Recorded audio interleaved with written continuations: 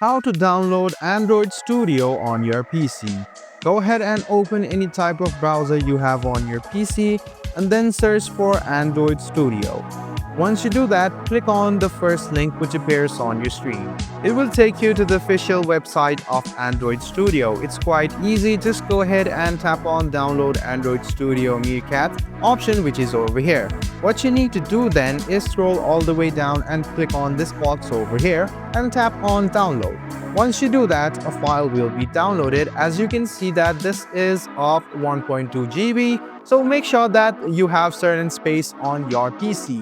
Once this has been downloaded, you can tap on it, it will download, and then you can just go ahead and install it and start making Android apps as well. So this is how easy it is to download and install Android Studio on your PC. I hope this video was helpful for you. Like the video, subscribe to the channel, and do hit the bell button for more.